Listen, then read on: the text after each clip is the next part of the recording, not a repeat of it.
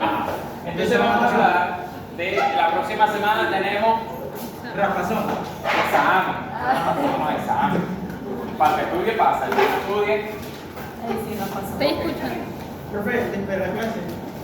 A ver si me puede dar las páginas Del libro. exactas del libro. Usted va a agarrar el libro, lo va a abrir, busca el índice y ahí le van a decir las páginas.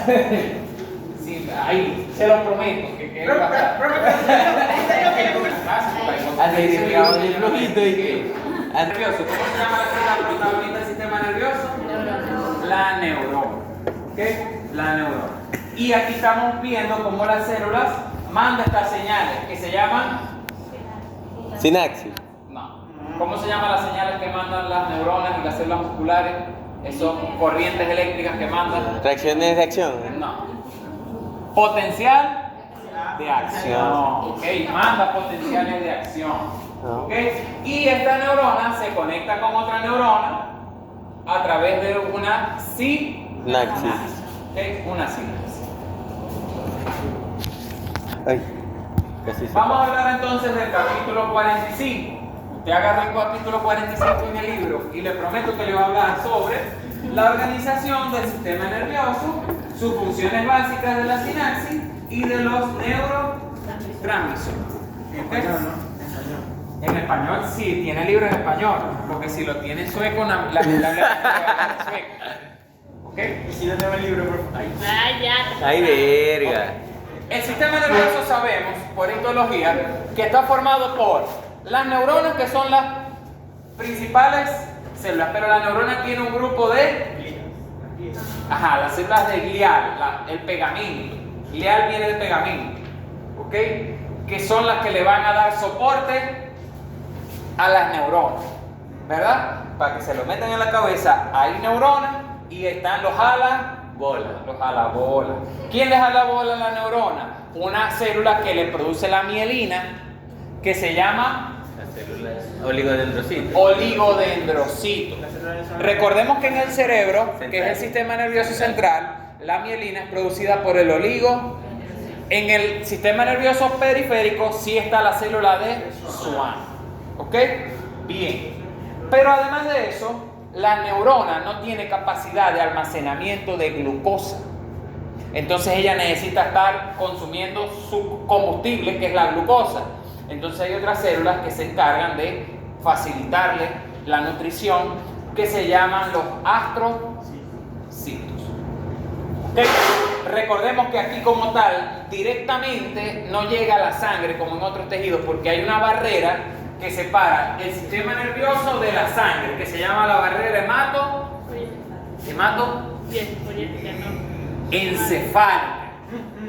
¿Okay? La barrera hematoencefálica, igualito que en los testículos existe la barrera hematotesticular, que evita que nuestro sistema inmunológico nos ataque los espermatozoides, porque los espermatozoides son anormales, porque tienen la mitad de la carga genética, no son células normales del cuerpo, son haploides.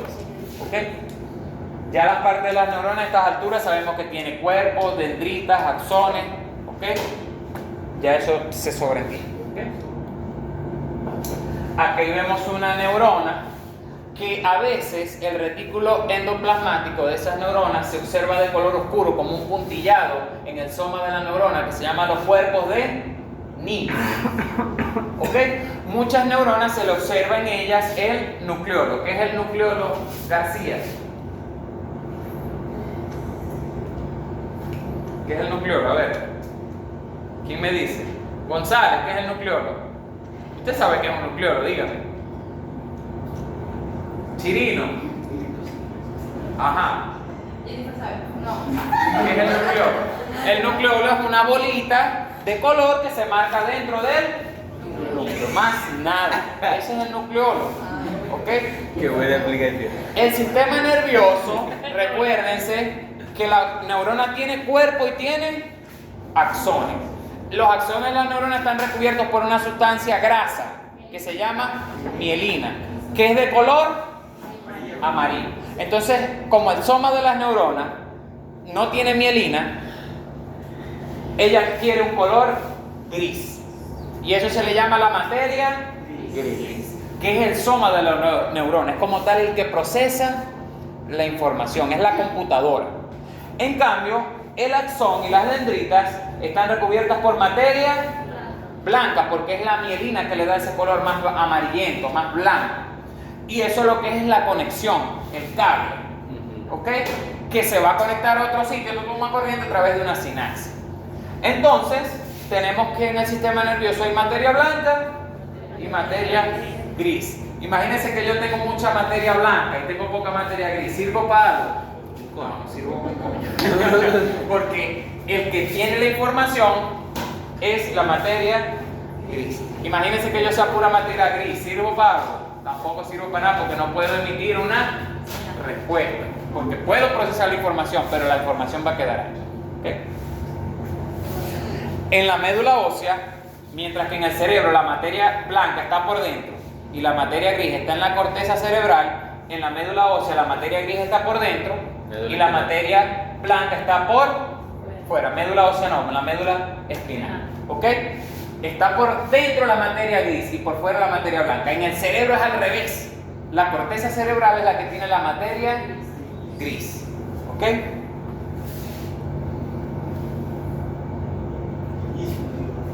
Aquí vemos entonces, eso ya lo estudiamos, Y se mueve. canales iónicos que mandan un potencial de acción. El potencial de acción sí se va moviendo. Ese potencial de acción, por ejemplo, en ciertas neuronas, hay varios tipos de neuronas, hay neuronas que no tienen mielina, hay neuronas que son mielínicas.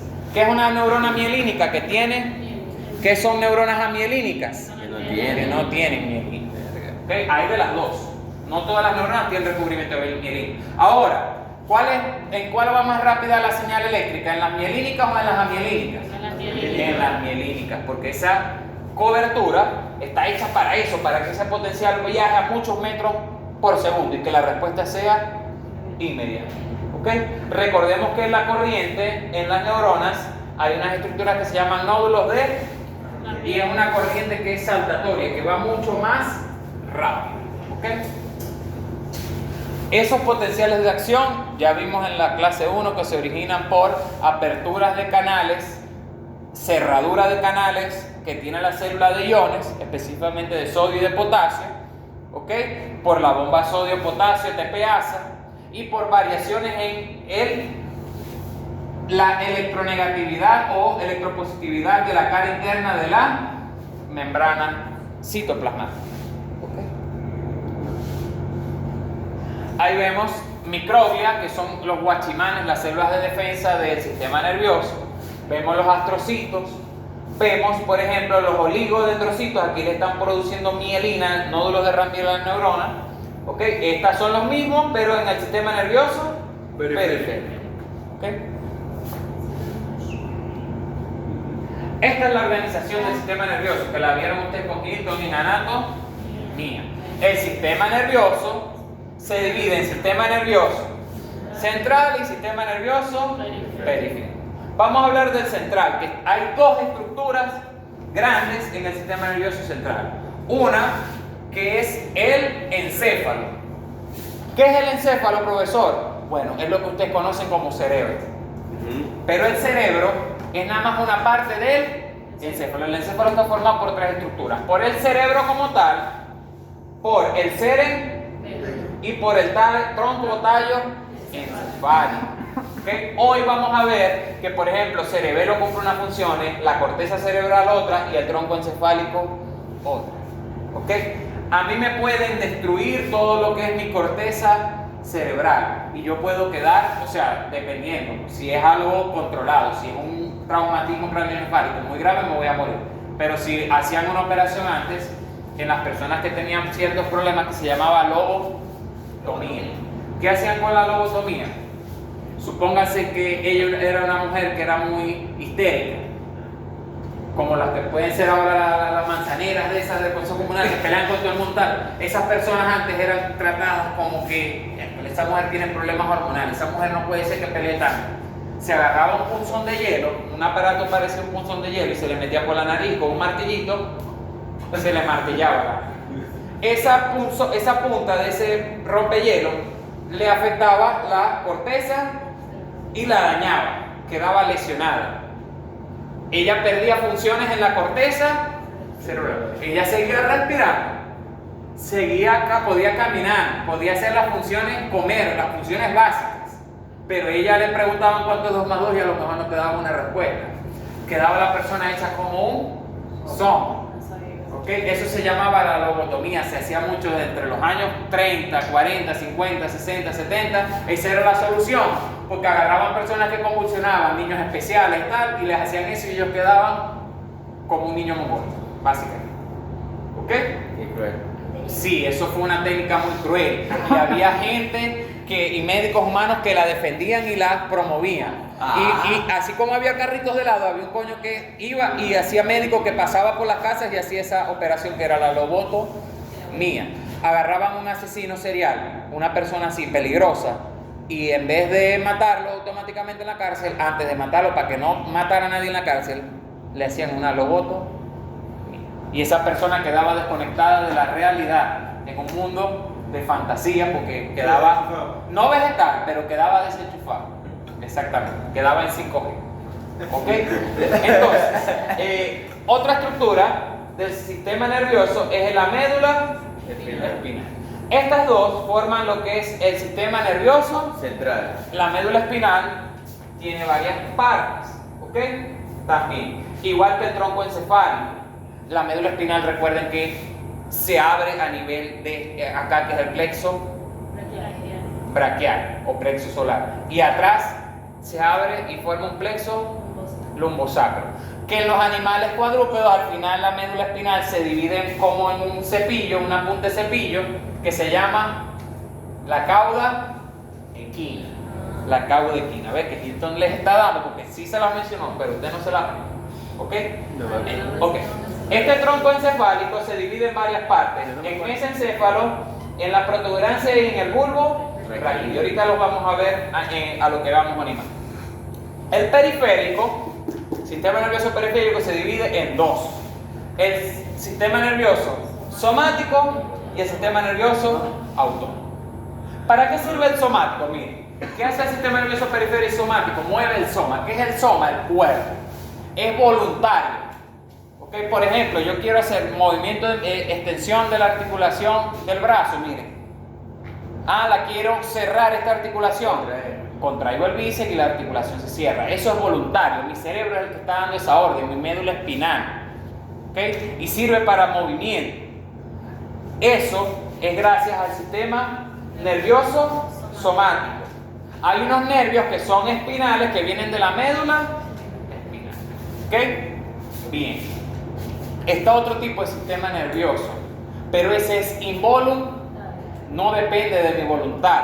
Él controla muchas funciones del organismo, como los latidos del corazón, como las contracciones gastrointestinales, como las secreciones de líquido por parte del estómago, la presión arterial, la temperatura del cuerpo. El que lleva a cabo ese proceso se llama el sistema nervioso involuntario. Y él se divide en dos, en el simpático y el parasimpático. Hoy en la clase vamos a estudiar qué hace el simpático y qué hace el parasimpático. Los dos son autónomos, pero causan respuestas totalmente diferentes. ¿Ok? Cuando uno habla entonces del sistema nervioso central, uno tiene el encéfalo y tiene la médula espinal. En este caso, acá vemos un cráneo. Este es el hueso frontal. ¿Por qué el hueso frontal tiene huecos?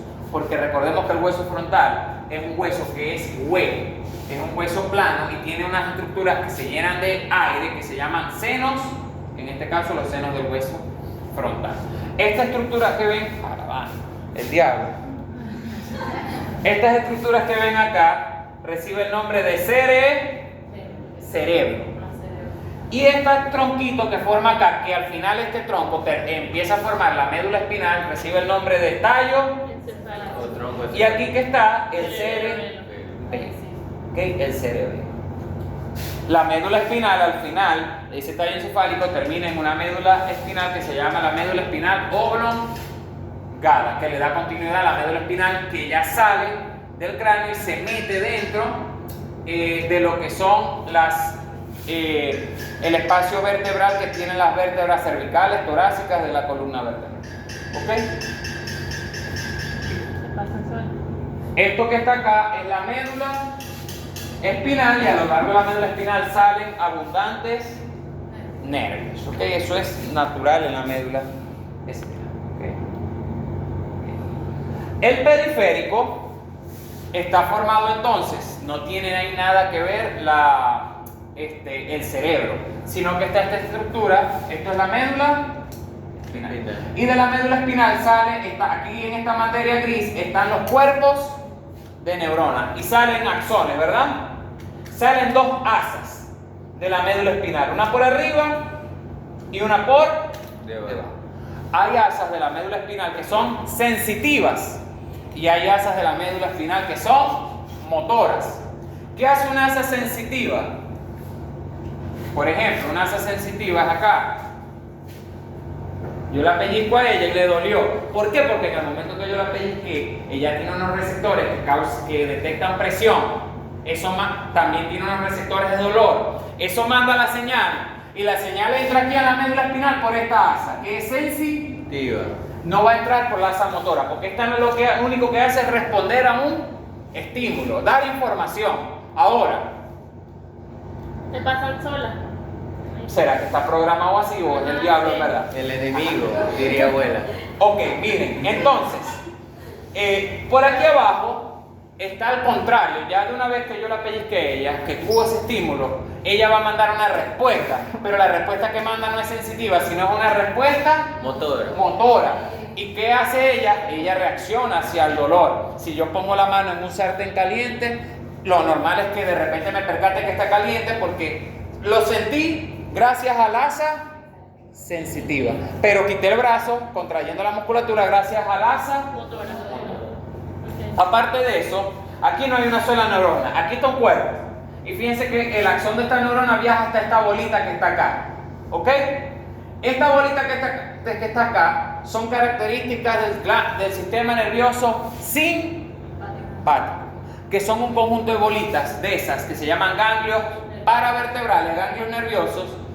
En este caso, el sistema nervioso simpático se caracteriza porque alrededor, por ejemplo, imagínense que él es la médula espinal, alrededor, usted es un ganglio paravertebral y usted es un ganglio paravertebral.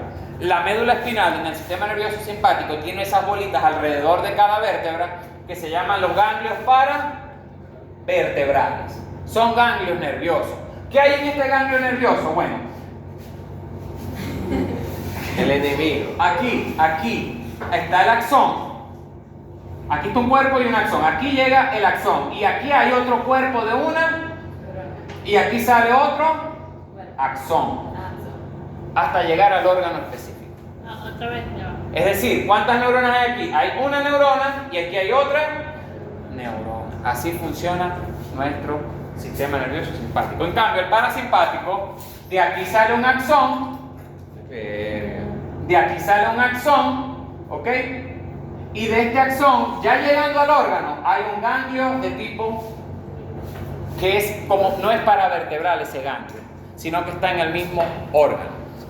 Hagámoslo con un ejemplo. No entendí. Ven, párense ustedes acá, párense ustedes acá. Necesito 4 voluntarios. ¿Qué dije? Ajá. Usted se me pone acá en el medio, miren. Ella es la médula espinal. Imagínense, vamos a hablar del sistema nervioso parasimpático. Usted es el hígado. Usted se pone aquí. Porque estoy negro. Un hígado cuando lo dejamos en el frigorífico y se puso oscuro. Ok, pero es hígado.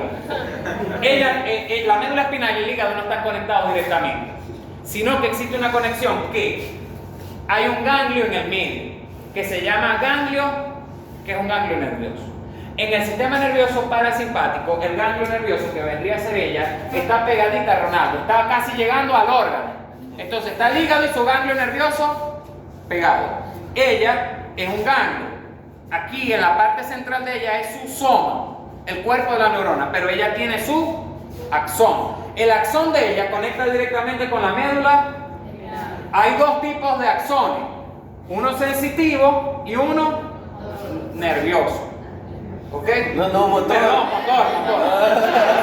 Uno sensitivo, disculpen, uno sensitivo y uno motor. Ajá. Ahora, vamos a ver, eso es el parasimpático. El ganglio en el parasimpático está con el órgano. Si él fuera riñón, también tiene un ganglio el riñón. Si él fuera otro órgano, el intestino también tiene un ganglio, pero el ganglio está pegadito con él. En cambio, imagínense que el mismo hígado, pero con el sistema nervioso simpático. Ajá. Esta es la médula espinal. Este es el ganglio, pero el ganglio no está pegado al órgano. Entonces, ella tiene un axón que la conecta igual, sensitivo Pero hay otra y neurona. motor. Y hay otra neurona de aquí mismo que sale y conecta con el hígado, con el órgano, igualito, tiene una sensitiva y una motora. Ellas dos forman una pelota, ellas dos forman un ganglio. Ajá. Forman un ganglio ellas dos. Y Ajá. ese ganglio se llama ganglio paravertebral. ¿Por qué? Porque ese ganglio no se encuentra ahí al lado del hígado, sino que se encuentra al lado de la columna vertebral. ¿Ok? Esto es en el simpático. Sí, eso es en el simpático. En el parasimpático es diferente. Entonces miren, ¿cómo funciona acá? El parasimpático, este que está acá es el simpático, porque está la cadena Simpática. paravertebral, de ganglio. Estos ganglios paravertebrales conectan con la médula Espinal y con los órganos. médula espinal. A ver. Ok. Y de aquí, de la cadena paravertebral, salen axones hacia los diferentes. Órganos, ok. En este caso, los ganglios están en los mismos órganos. Entonces no hay unos ganglios paravertebrales, sino que directamente el axón va hacia los órganos, ¿ok? Y llega a los ganglios que están en esos órganos. ¿De dónde vienen todos estos conexiones entre esos ganglios y el sistema nervioso? No viene de la columna paravertebral, sino que vienen del par craneal número 10, que sale de acá. El par craneal número 10 sale de acá. Del vago. Conecta con todos estos órganos, ¿ves?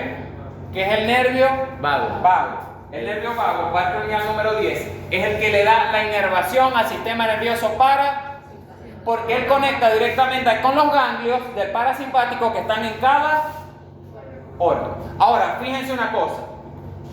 A pulmón le llega le llega el sistema nervioso parasimpático, ¿verdad? Pero a pulmón también le llega el sistema nervioso. A los dos órganos le llegan los dos sistemas. Solamente que cuando se activa uno, el otro se desactiva. Y cuando se activa el otro se activa. Y causan funciones diferentes dependiendo quién esté actuando, el simpático o el parasimpático. ¿Quién quiere saber el ejemplo para que nunca se les olvide? Cuello. Ok. El parasimpático se encarga de la erección del pene. Por tanto, podemos decir que el parasimpático lo para. Pero la eyaculación requiere que se active el simpático. ¿Ok? Entonces, parasimpático lo para. Pero para la eyaculación se necesita el simpático. Pero ¿Ok? ¿cómo haces? Ese es el ejemplo que nos daban los profesores. Que el parasimpático es el que lo para y el otro es el simpático. ¿Ok? Pero ve, los arreches que lo suben a YouTube. Ok. Funcional. Sistema nervioso somático. ¿Ok? A esto se refiere que es otra clasificación que tiene el sistema nervioso en base a movimientos. Cuando el sistema nervioso está dedicado a los movimientos se llama somático. Mientras que cuando el sistema nervioso está dedicado a solamente ser sensible, se le llama sensitivo. Este sistema nervioso somático está conectado a los diferentes músculos del cuerpo, que son voluntarios. ¿Ok? Mientras que el sensitivo no va a causar movimiento, solamente va a responder a ciertas estímulos. ¿Ok? Este sistema nervioso es el autónomo, que se divide en dos. Simpático. Este sistema nervioso autónomo se le llama así, o vegetativo, porque él actúa automático. Yo no necesito estar pensando en los movimientos que va a hacer el corazón, ni la respiración, ni nada de eso. Eso lo lleva a cabo de manera autónoma el cuerpo. Hay una parte del cerebro que es la que se encarga de esa parte, que se llama el tallo encefálico. Si yo a una persona le destruyo, o un animal le destruye el tallo encefálico, no puede vivir ni como un vegetal. Un vegetal puede vivir una persona que tenga destruida toda la corteza. Pero si hay daños ya en el cerebelo, en el tallo encefálico, ni siquiera va a poder respirar ni vivir, porque esas funciones vitales las lleva a cabo esa parte del cerebro. ¿Ok? Acá vemos entonces un ejemplo. Si ocurre un estímulo, el estímulo puede ser que al animal le entró una arena al ojo, un cuerpo extraño en el ojo. Obviamente él busca cerrar el párpado y hay algo que choca, ¿verdad? Eso manda un estímulo a través del sistema nervioso, pero en su parte sensitiva se va para la médula espinal, se va para el sistema nervioso central y desde ahí se manda una respuesta. Pero la respuesta va a ser de tipo no sensitiva, sino motora. Entonces, ¿qué pasa? Que se mandan estímulos para que haya un movimiento ahí en el ojo para sacar ese cuerpo extraño, porque la vaca no va a tener con la pezuña y se va a bloquear el ojo. Esa verga va muy rápido. ¿Ok? Eso es rapidísimo. ¿Ok? Gracias a que ese tipo de fibras nerviosas son mielínicas y la respuesta es rápida. Hay cosas que viajan más lento. Por ejemplo, el dolor. El dolor, hay ciertos dolores que son agudos, que son rápidos. ¿Okay? Que yo agarro un hierro caliente y se lo pongo a usted en la piel, usted lo va a sentir inmediatamente. Pero un dolor de estómago, el dolor que pueden sentir en el miometrio las mujeres cuando están en esa etapa de su ciclo, eso es un dolor que no es rápido y se va, sino que es un dolor menos fuerte, pero es constante, porque es más lento y está mandando esa señal. ¿Okay? Hay diferentes tipos de dolor y eso se basa en la velocidad de las fibras del sistema nervioso. ¿Okay? Entonces, ¿qué es el eje sensitivo del sistema nervioso y cómo funciona? Bueno, ese eje sensitivo es toda esa maquinaria que tenemos que nos permite recibir estímulos del medio externo, mandarlos a cerebro o a médula espinal. No todos los impulsos nerviosos tienen que llegar a cerebro. ¿Ok? No todos los impulsos nerviosos tienen que llegar a cerebro. Yo agarro una aguja y la apoyo a usted y usted va a reaccionar. Y por ninguna parte llegó ese estímulo a su cerebro. Porque la sola médula ósea muchas veces es la responsable de los reflejos. ¿Okay? Hacíamos un experimento en el laboratorio de la universidad que agarrábamos unos sapos y los descerebrábamos. ¿Okay? Pero el sapo tiene una característica, él se monta en la hembra y la abraza. Y uno le pone los dedos al sapo aquí en la barriga y él tiene el instinto de que cree que es una hembra y la abraza de una vez. Ese reflejo, ese estímulo lo lleva a cabo la médula espinal. Entonces nosotros descerebrábamos al sapo y le poníamos la hembra abajo y él de una vez la buscaba abrazar.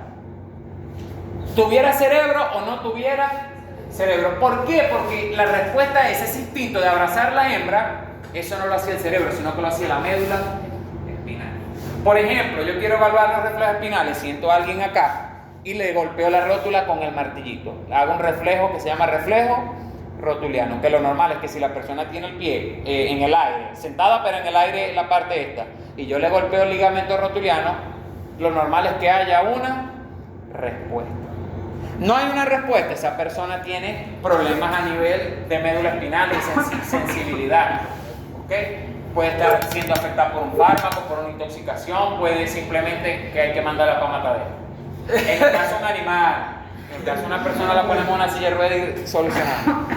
Es decir, que la mayoría de las reacciones sensitivas es a nivel de médula espinal. La mayoría de los reflejos son a nivel de médula Okay. espinal. La mayoría de reflejos de ese tipo. Un animal usted llega y le inyecta y el animal le zampa una patada y ella no pensó, ella simplemente la médula espinal le diseñó, vamos a mandar una patada. Y eso se llama reflejo. Y eso es normal. Lo anormal es que usted le inyecte y ella se quede sin... O sea, está bien que no sea agresiva, pero ella siente... pero lo difícil es que no sienta nada. Hay veces que está un animal tirado en el suelo. Yo quiero saber por qué. Bueno, si ya yo veo que el animal está tirado en el suelo y agarro una aguja y empiezo a apoyar al animal y el animal no reacciona, no siente, es porque perdió la sensibilidad. Y ya en esos casos vamos a ir preparando al carnicero. Porque ¿qué vamos a hacer ya cuando está lesionado el sistema nervioso a ese nivel? Muchas veces pasa en el ganado por una enfermedad que se llama tripano, porque el tripanosoma produce en sangre ciertas sustancias que son neuro y dañan el animal, sobre todo en el plexo lumbosacro. y el animal lo primero que hace es que está en 4 patas y se cae del tren posterior, o como dicen en el monte, se cayó de culo la vaca, doctor, y no se para. Ella responde las patas adelante, pero las patas de atrás queda dormida. La apoyáis y no reacciona, no siente. Bueno, eso ya generalmente es tripanosoma. Ya llegamos a un punto en que ya así tratemos, ya el sistema nervioso no se va a recuperar y bueno, ese animal hay que sacrificar. ¿Okay? Bueno, otra causa puede ser traumática. El perro lo atropelló un carro, no tiene sensibilidad en las piernas, nosotros lo podemos tratar, pero el animalito, la única manera que vuelva a ser funcional es que le pongamos las rueditas y los andamios esos que le ponen. Ya no va a volver a caminar, nada. ¿Ok? Bien. ¿Qué vemos acá? Esto es un nervio. Todos estos son los axones de las neuronas que están recubiertas por tejido conectivo, que se llamaba endoneuro, perineuro y epineuro. ¿Okay? Eso, ¿okay? Tenemos sentidos, ¿ok? Y estos sentidos se dan debido a que nosotros tenemos estructuras nerviosas especiales denominadas receptores. Por ejemplo, le puedo preguntar a Wilber, ¿cómo se llaman los receptores de dolor? ¿Cómo se les llaman los receptores que reciben la sensación del dolor? No saben. Los nocioreceptores. ¿Okay? Y los que sí sienten la sensación de presión, ¿cómo se llaman? Los mecanoreceptores. Hay unos receptores que sienten la temperatura, que se llaman los termorreceptores. Receptores que sienten, por ejemplo, sustancias químicas que las detectan, son los quimioreceptores. Entonces, dependiendo el sentido del gusto, ¿qué es el gusto? Bueno, sentir ciertas moléculas químicas en las sustancias que nos estamos consumiendo y mandar una señal al sistema, que si es dulce, que si es salado, eso es un quimioreceptor. Hay unos receptores que tienen en el ojo fotorreceptores porque reciben la luz. ¿Okay? Entonces hay diferentes tipos de receptores para ese sistema nervioso sensitivo. ¿Okay? Sabemos que la conexión que hay en nuestro sistema nervioso puede ser directa, que es una sinapsis de tipo eléctrica o una sinapsis de tipo química. Nosotros habíamos visto en contracción muscular, que siempre la sinapsis era de tipo química, pero el sistema nervioso central a veces es química y a veces es eléctrica, muchas veces es eléctrica. ¿Ok?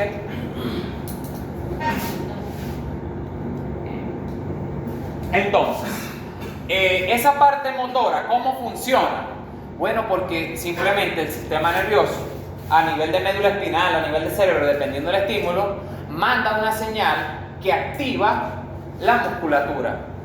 ¿Okay? Hay veces que es voluntaria, entonces hablaríamos del sistema nervioso somático, y hay veces que lo que estamos moviendo es involuntario. Por ejemplo, imagínense que hay mucho calor en el salón. Entonces nuestra temperatura tiende a... Tenemos que bajar nuestra temperatura corporal para mantenerla en ohmios. ¿Qué va a hacer el cuerpo? El cuerpo es inteligente. Va a mandar más sangre hacia la piel, porque la piel es en la parte del cuerpo que la temperatura está más fresca. Y menos sangre para la parte interna del cuerpo, que es donde la temperatura es más caliente. ¿Cómo va a hacer eso? Bueno, porque el sistema nervioso autónomo, yo no tengo control de eso, va a contraer los vasos sanguíneos de la parte interna del cuerpo para que le llegue menos y va a abrir los vasos sanguíneos de la piel para que le llegue más sangre y así termorregulamos. ¿Ok? Que llegue más sangre a un sitio que al otro. Si tenemos mucho frío, poca sangre para la piel porque cerramos los vasos sanguíneos de la piel y abrimos los de la parte interna del cuerpo. ¿Cómo se hace eso? Yo puedo apretar aquí el brazo y las venas no se me van a contraer, porque eso es del sistema nervioso autónomo. Bueno, yo me tomé una Viagra y las venas se me van a contraer porque eso es lo que hace ese fármaco. Causar liberación de óxido nitroso y que las venas se abran, se vasodilaten. ¿Ok? Nosotros en la naturaleza no estamos consumiendo constantemente fármacos, entonces nosotros no vamos a controlar, por ejemplo, que se abran o se cierren los vasos sanguíneos, que la presión, el ritmo cardíaco aumente o disminuya, porque eso lo hace el sistema nervioso autónomo. Pero si controlamos, por ejemplo, una parte de la micción, el animal tiene que ponerse en una posición, cada especie sui generis se cuadra en su posición normal de orinar, y el animal orina. ¿Ok? Pero para llegar a esa posición, por una parte tuvo que haber el sistema nervioso voluntario. ¿Ok? Igual este animal que está en posición así de defecar, ¿ok? Si ese animal mantiene esa posición y aprieta, intenta defecar y no da para defecar, ¿cómo se le llama eso? A ver. Cuando usted se pone en la poseta y se empieza a dar en los muslos y no le sale. No se llama así. Tenesmo. Se le llama tenesmo. El animal se cuadra, intenta, pero no le sale. Parece nombre de un coño griego que peleaba allá en Grecia. El tenesmo. ¿Qué tenés? Ok, pregunta de examen. Vamos a hablar qué funciones desempeña. El sistema nervioso central tiene 3 niveles. ¿Ok? El nivel 3 se llama corteza cerebral. El nivel 2 se llama tallo y la región subcortical, que está por debajo de la corteza. Toda esta parte de acá, ¿ves? Esta es la corteza, el tallo encefálico, la región 2, y la región 3 se llama médula. Esos son diferentes tipos de niveles de control del sistema nervioso. Vamos a ver qué hace cada uno de los niveles. ¿Okay? El nivel 1 es la médula espinal. Ella es la encargada de movimientos en el cuerpo. ¿Okay? El animal necesita correr, necesita contraer toda su musculatura, eso lo hace la médula espinal. ¿Okay? Él tiene los vasos sanguíneos que controlan todos esos órganos, esos músculos. Se van a contraer, se les va a llegar más sangre, menos sangre dependiendo de los estímulos que manda la médula espinal. ¿Por qué? Por ejemplo, porque si yo estoy trabajando mis bíceps, es normal que los vasos sanguíneos del bíceps se llenen de sangre porque estoy trabajando ese músculo. ¿Y qué necesita el músculo para trabajar? ATP. Y si necesita ATP, ¿cómo lo obtiene? A través de moléculas de glucosa. ¿Y de dónde obtiene moléculas de glucosa? Del glucógeno que tenga el músculo y de la sangre. ¿Ok? Es también la médula espinal la encargada de los reflejos. ¿Ok? Es también la encargada del caminar, de todas esas cosas, de mantenerse parado en la médula espinal. ¿Por qué lo sé? Bueno, porque si yo a un animal le destruyo la médula espinal, no es capaz de caminar. Pasa mucho con los accidentes automovilísticos con los animalitos, los atropellamos, daños en la médula espinal, y ¿qué es lo primero que le pasa al animal? Queda paralítico, queda sin capacidad de caminar. A veces hay personas que quedan con lesiones a nivel de la médula que no se pueden mover, pero sí sienten. Hay unas que sienten, pero no se pueden. Hay unos que ni sienten ni se pueden mover. ¿Ok? Eso llega a pasar. Eso se le llama, ¿cómo que se le llama esa enfermedad? Cuando la persona queda básicamente sin médula ósea, no controla su temperatura, no controla los movimientos de nada. Paraplegia. Queda parapléjico, ¿okay? Una paraplegia grave. Hay una película de un coño que es parapléjico que se enamora de una coña. Esa le gusta mucho a Claudio, pero se me le olvidó el nombre. El de la media de Esa misma es. Bueno, esa persona en la película tuvo un accidente, quedó parapléjico, la médula ósea no le sirve. Él habla y con gente, conversa y tal, porque no hay problema. Pero no puede moverse ni controlar su temperatura porque está destruida totalmente la. ¿Cómo se llama? La final. Sí, no me acuerdo. Entonces, ese tipo de respuestas la lleva a cabo la médula espinal porque ese tipo de estímulos no lo tiene que trabajar el cerebro. ¿Okay? Hablemos entonces del nivel 2 de control. Ese nivel 2 de control lleva todas las funciones vitales, que es la subcorteza, que está por debajo de la corteza cerebral, y el tallo. Lleva cosas como, por ejemplo, control de la temperatura, control de los latidos cardíacos, control de la respiración, control de la cantidad de líquido en el cuerpo, control de ciertas emociones, ciertos reflejos como el tosígeno, que es el de toser, el estornudo. Todo eso lo lleva a cabo este segundo nivel de control. Es vital. El animal no puede sobrevivir si este nivel está dañado o destruido. ¿Ok? Bien. El animal puede vivir si se destruye la médula espinal en cierta forma, se daña, porque puede vivir paralítico, ¿correcto? Pero puede seguir existiendo. Puede seguir existiendo si tiene problemas en la corteza cerebral. Ah, bueno, no se va a graduar de Harvard, va a ser un animal más estúpido de lo normal. Porque ajá, los animales tampoco que son muy inteligentes, pero van a ser mucho menos inteligentes de lo normal. ¿Okay? Igual que puede pasar en un ser humano con daños en la corteza, no va a poder hacer muchas funciones. ¿Okay? Pero si ellos pueden vivir con ciertos daños aquí en la médula espinal, pero daños aquí, es que esto es lo que controla todas las funciones del cuerpo. Esta es la computadora madre de las funciones vitales del cuerpo. ¿Okay? Sin esto, la presión arterial, el nivel de hidratación, todo eso está en descontrol. No puede haber control de la homeostasis sin esta parte del sistema nervioso. ¿Okay? Vamos con la otra parte, que es la corteza cerebral. A medida que el animal es más inteligente, generalmente el tamaño del cerebro es más grande, especialmente en la región de la corteza cerebral. ¿Ok? ¿Por qué? Porque esa corteza es la que analiza, almacena información en forma de la memoria, ¿ok? Procesa la información, bueno, y es lo que nos da al ser humano la capacidad de razonar. ¿Ok? Hay animales que son más inteligentes que otros, tienen mayor actividad y trabajo en la corteza. No es solamente el tamaño, porque hay animales que pueden tener un cerebro grande, pero a otros que tienen uno más pequeño le trabaja mucho más la corteza. Bueno, esto lo logramos nosotros evolutivamente, porque cuando nos estamos formando, nosotros gran parte de la energía que usa ese embrión es para formar y desarrollar ese tejido nervioso. Y nosotros nacemos mongólicos. ¿A qué me refiero con eso? Que un becerrito va naciendo y a las 2 horas se para, mama y está desocupado. Mientras que esté con la madre sobrevive. Nosotros no, nosotros nacemos inútiles, que los primeros 3, 4 años de nuestra vida, si no tenemos a nuestra mamá, en la naturaleza no vamos a sobrevivir. Porque no conozco al primer bebé que quede ahí solo, no le demos bebida, ni comida, ni agua y sobrevive. No existe. ¿Ok? Ah, bueno. En esas primeras etapas de desarrollo no gastamos tanta energía en formar parte del cuerpo, tamaño y tal, sino que desarrollamos esta parte. ¿Y qué es la parte que más está en desarrollo en los niños de 3, 4, 5 años? ¿Okay? Es normal que los niños aprendan más rápido que nosotros ya adultos, porque ellos están en este proceso de desarrollo de sus funciones cognitivas. ¿Okay?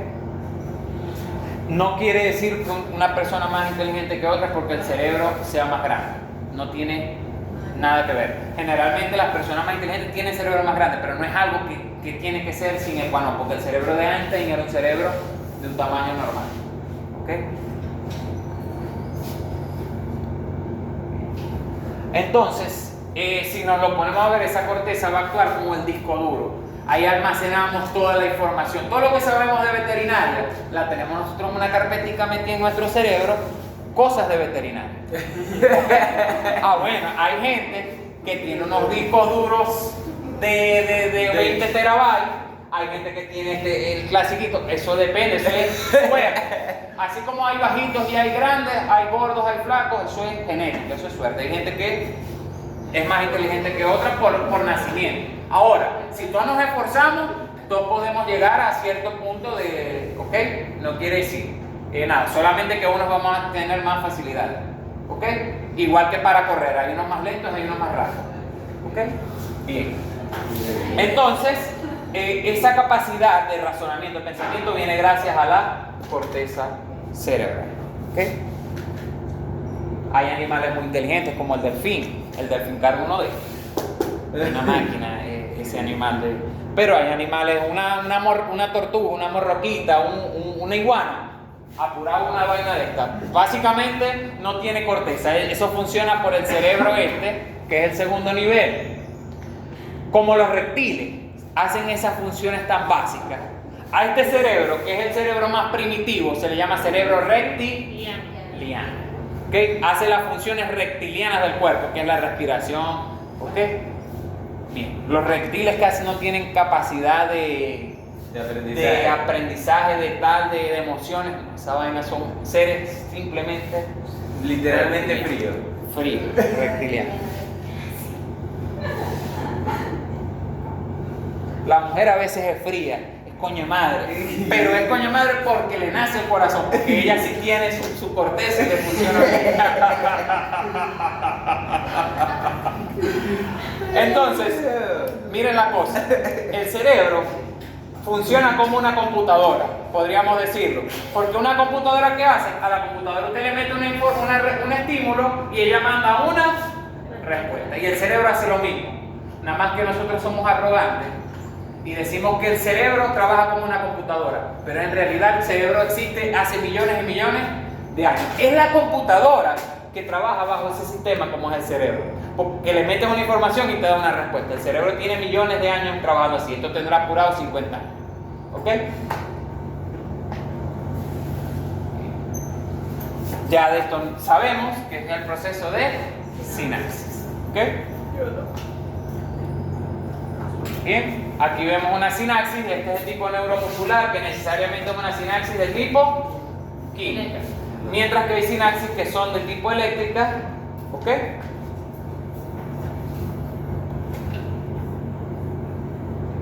Hay diferentes tipos de sinapsis. Hay sinapsis que son excitatorias y hay sinapsis que son inhibitorias. O sea, hay veces que lo que se necesita del sistema nervioso es que algo se inhiba, ¿okay? Que un proceso no se lleve a cabo. Por ejemplo, hablemos de eyaculación. Eso es un proceso específico que se va a dar en un momento específico del animal. ¿Ok? ¿Qué pasa? Que normalmente hay una señal nerviosa, pero que no es la que la activa, sino que hay una que la inhibe.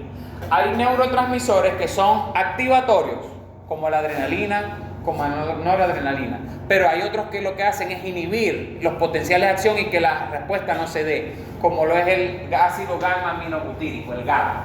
¿Okay? Y es una señal inhibitoria. ¿Okay? Aquí están ejemplos de diferentes neurotransmisores. Esta imagen la puse en la clase de histología. Hasta ahora nosotros hemos visto acetilcolina. Nos va a interesar mucho estudiar un neurotransmisor que se llama adrena, que también es una hormona, y noradrena, porque la adrenalina y la noradrenalina son la base del sistema nervioso simpático y parasimpático, junto con la acetilcolina. ¿Ok? Entonces ahí vemos sinapsis que son de tipo, en ese caso, de tipo química. ¿Ok?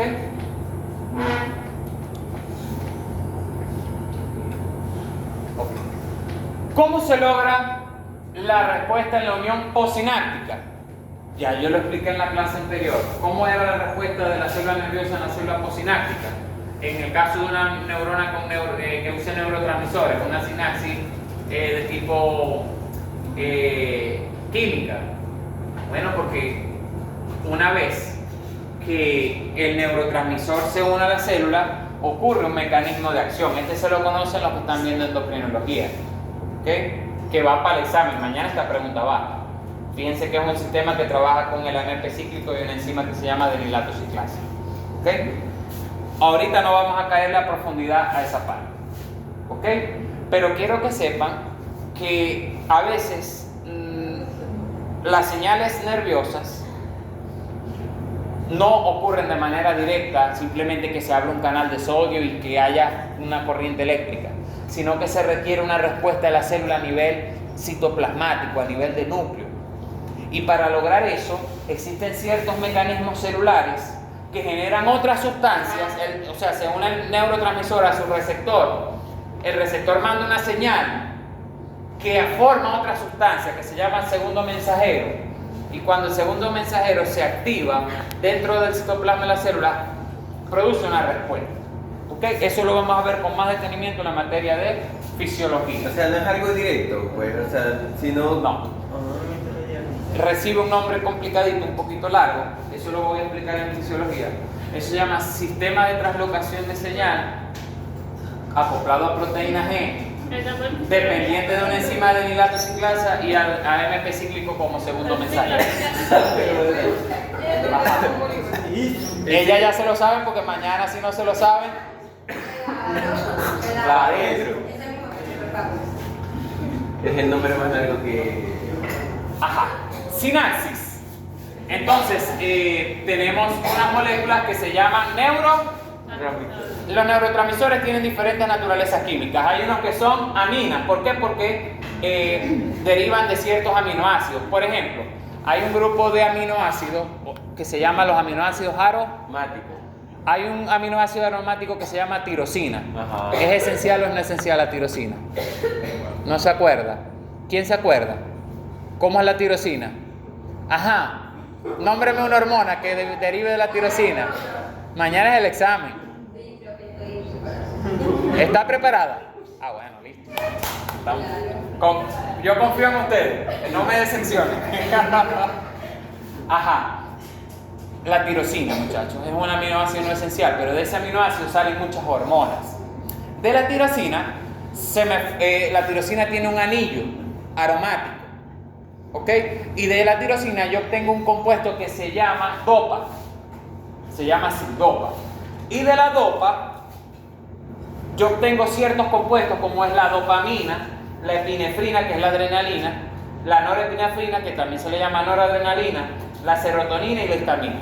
Todos estos compuestos derivan de un aminoácido que se llama tirosina y de una molécula que se llama dopa. ¿Ok? Esas dopas, esos compuestos son llamados las catecolaminas.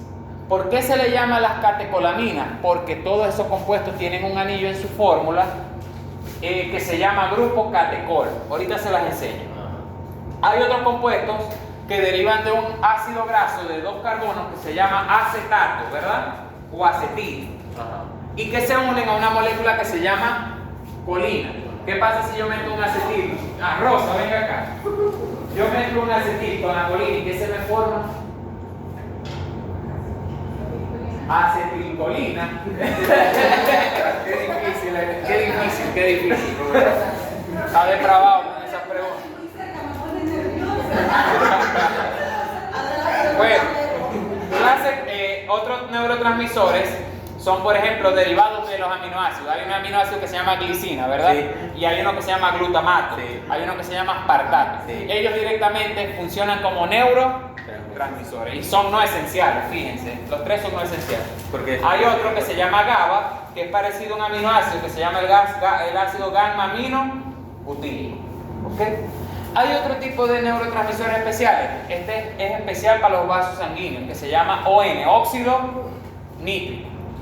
El que te estaba diciendo que es en fármaco. En la Viagra lo que hace es promover la liberación de óxido nítrico, que en el caso del pene del caballo o el pene del humano, hace que la musculatura se contraiga y los vasos sanguíneos se llenen de sangre. ¿Okay? Hay neurotransmisores de esos que son más lentos, hay otros que son como Aspiri y González, que son mucho más rápidos. ¿Okay?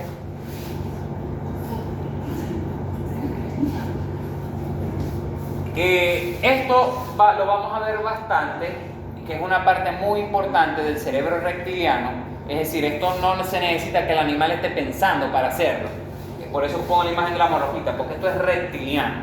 Hay una parte muy importante del cuerpo que se llama el hipotálamo, que es el que mide temperatura, el que está midiendo todas las constantes de vida del cuerpo. Imagínense que es la maquinita que está la rayita así, está la temperatura, ese es el sensor del cuerpo, el hipotálamo.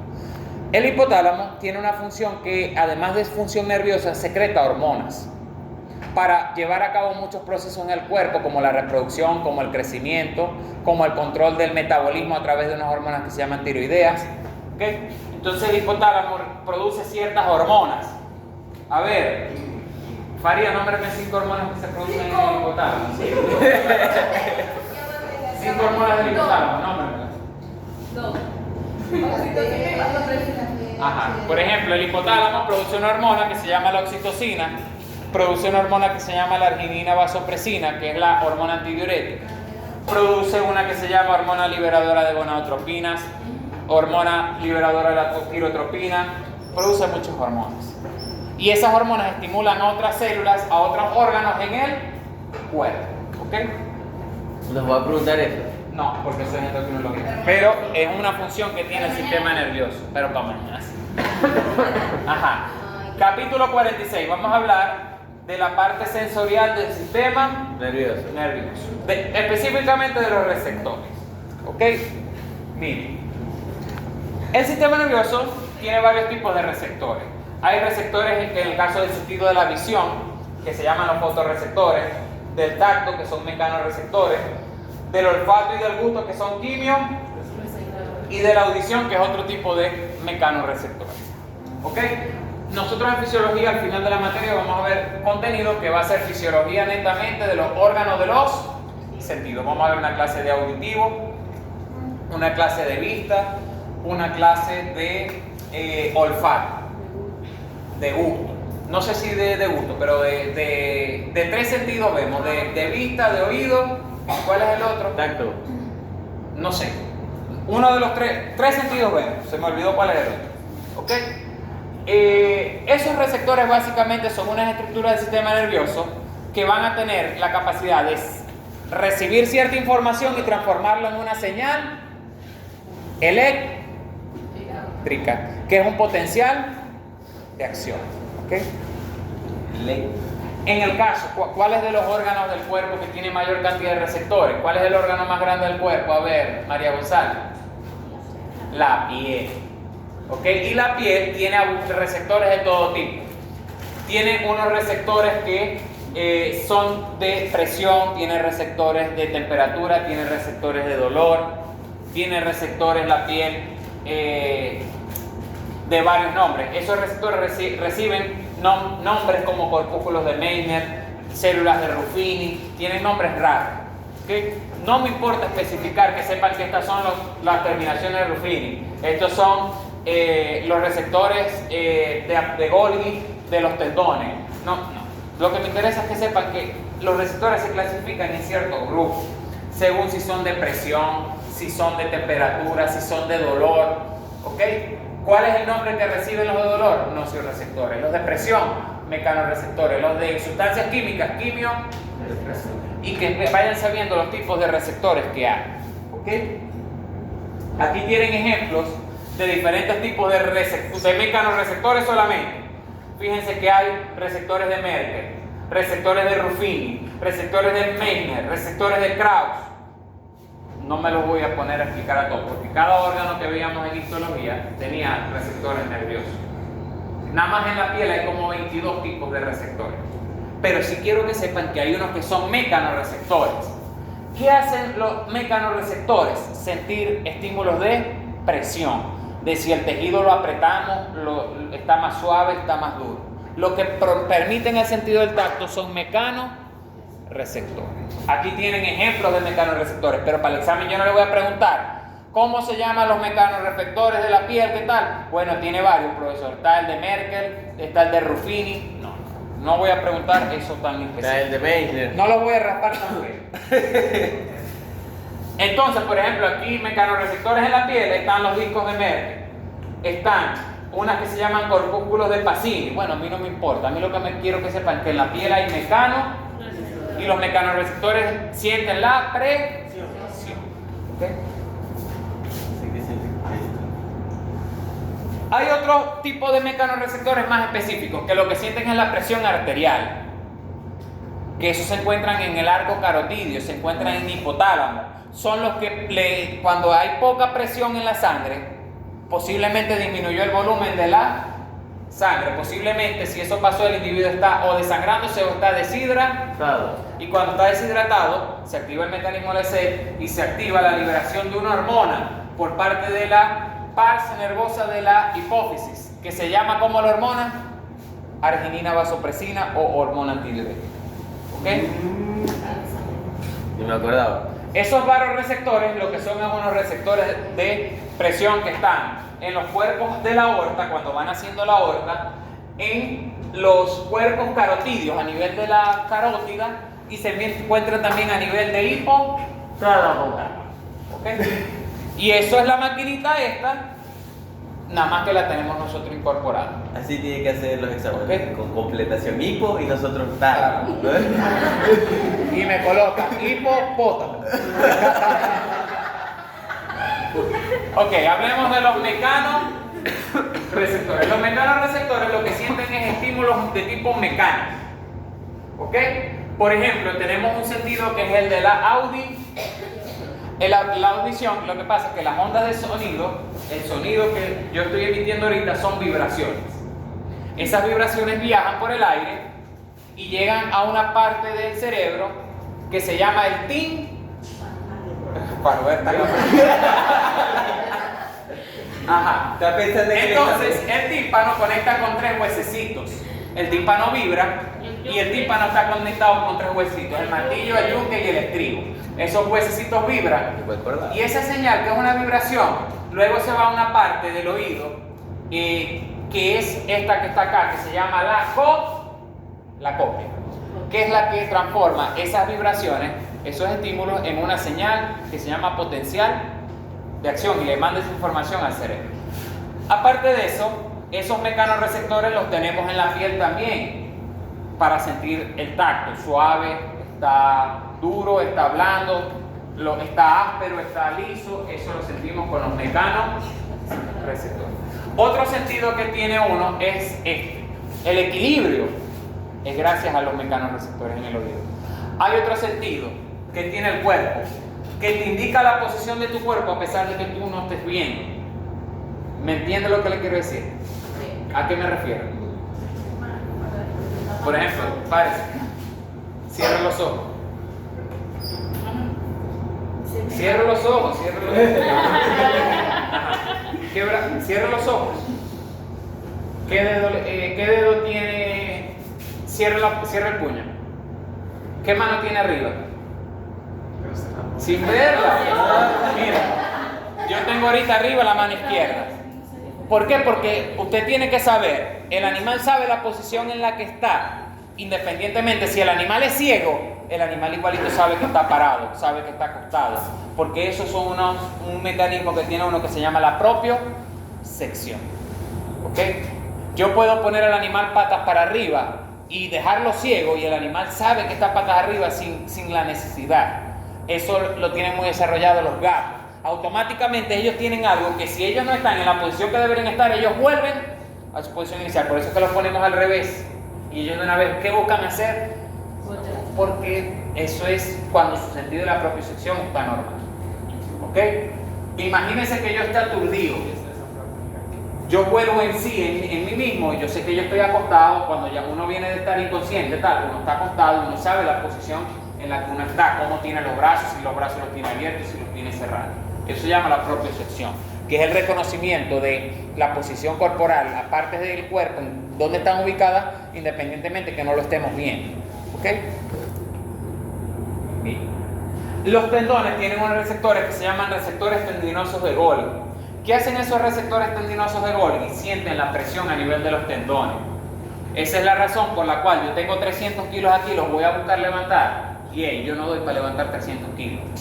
Llega un punto en que hago el esfuerzo y ya el cuerpo se me rinde solo, porque el cuerpo sabe que si yo intento con todas mis fuerzas levantarlo, los tendones se van a destruir completamente, y el cuerpo no es huevón. Cuando ya llegue cierto estímulo y no se pudo, no se pudo. ¿Ok? Porque si no tuviéramos ese tipo de receptores, nada nos detuviera, nada nos limitara, y lo fuéramos a hacer hasta que se nos destruyan los tendones. Y los tendones tienen cierta capacidad de estirarse. ¿Okay? Pero si no, se destruyen y forman un desgarre de tendón. ¿Okay? Estos son termorreceptores. En la piel hay termorreceptores para el calor y para el frío. One de calor y para el frío. ¿Okay? Principalmente los termorreceptores están a nivel de la piel y a nivel de hipotálamo. En el hipotálamo miden la temperatura del cuerpo, si tiene fiebre, si la temperatura es normal, y si está diferente la temperatura, el hipotálamo va a mandar una respuesta. ¿Okay? Pero en la piel también hay termorreceptores. Cuando la piel, los termorreceptores se activan demasiado, se activa el aparato piloerector. ¿Qué era el aparato piloerector? A ver, acá. ¿Cómo está formado? Ajá. ¿Dónde va el vello? El folículo piloso. El folículo piloso, una glándula sudorípara, una glándula sebácea. La glándula sebácea y un músculo que se llama piloerector. ¿Okay? Por eso es que cuando hay mucho frío, la persona se pone con pelo de gallina, el animal se pone así. ¿Okay? Cuando el animal está asustado, lo llevan para el veterinario, el animal se asusta, eso no es lo normal, ve a una persona extraña y lo pone en esa mesa fría de metal, de acero inoxidable, y él se va a poner asustado. Y los ve a ustedes. Ya. Se practica eutanasia. Me agarra más miedo si me va a mí, que sabe que yo lo que soy es mata animal. Nocioreceptor.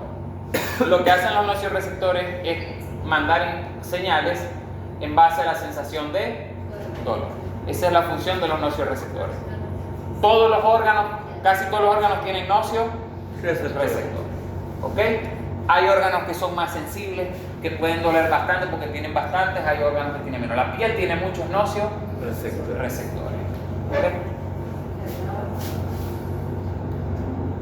Hay los que están ubicados en el ojo, que se llaman los fotorreceptores. En los fotorreceptores hay dos tipos, unos que se llaman los bastones y otros que se llaman los conos. Los bastones captan el color blanco y negro, mientras que los conos son los que le dan mayor color, captan más longitudes de onda y le dan color a la imagen que nosotros vemos. Los perros no es que vean en blanco y negro, siempre se nos dice, ¿cómo ven los perros en blanco y negro? No. Simplemente que el ojo del perro tiene mayor cantidad de células bastones que ven color blanco y negro y tienen más poquitas de estas de los conos, pero ellos sí tienen capacidad de distinguir colores. Ahora, que no tienen la visión tan nítida a nivel de colores como nosotros es otra cosa. ¿Ok? En este caso vemos cómo se vería esta imagen con estas células, con los bastones, cómo se veía con estas. ¿Okay? Hay ciertas patologías que las vamos a ver que afectan estas células cono que ven los colores, sobre todo en los varones que sufrimos atender una enfermedad que se llama daltonismo. ¿Okay?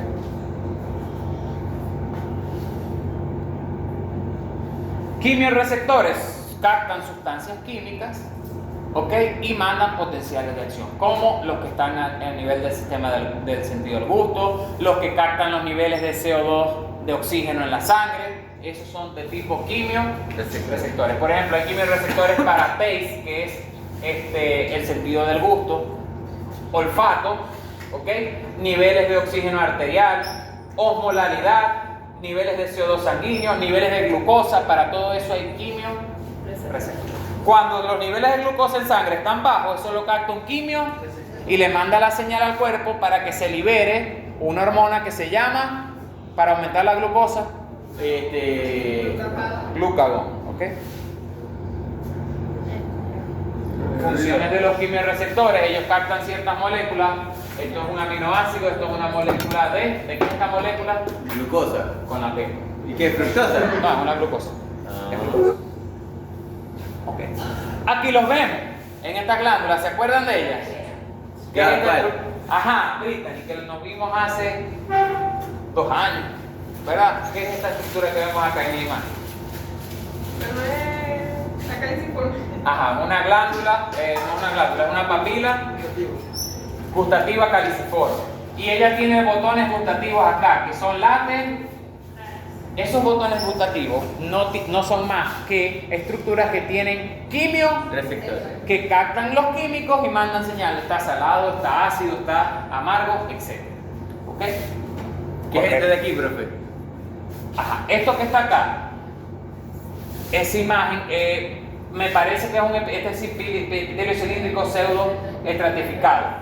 Me parece porque en ese epitelio respiratorio, sobre todo a nivel de la nariz, hay quimiorreceptores, pero no para el sentido de gusto, sino para el sentido de olfato. Hay animales que lo tienen más desarrollado, como los carnívoros, el olfato, y hay animales que no lo tenemos tan desarrollado, como el caso del humano, los herbívoros. ¿Okay?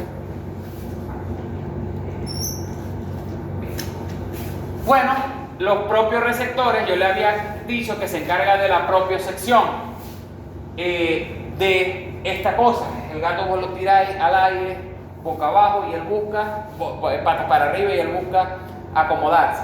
Hay personas que tenemos o tienen un sistema nervioso muy favorecido en ese sentido. Yo no soy una. Yo para bailar soy malo. Boxeo es ahí, tiro coñazo, pero no soy la persona con ritmo, un boxeador así que boxeo bonito, con mucho estilo. Yo soy un caimán que tira coñazo.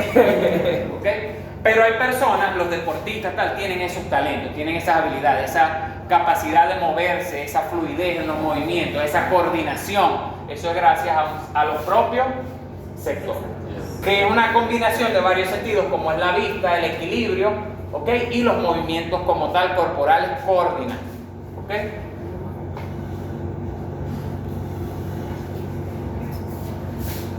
Varias preguntas sobre esos temas. ¿Qué es un nociorreceptor? ¿Qué es un nociorreceptor? ¿Qué es la propriocepción? ¿Dónde se ubican esos receptores en el cuerpo? Ejemplo. ¿Ok? Ay, verga. Vamos a verla ahora. Yo los veo cansados, los veo abrumados. Bueno, vamos a darle para que descansen ya por hoy. Terminamos la clase la próxima semana después de Rafa estudiar. Examen. Ajá. Tienen que recoger para imprimir el examen. Ya el examen se lo hice. Ya lo tengo. ¿Y ya le pagamos? Ah, ¿ya la pagaron?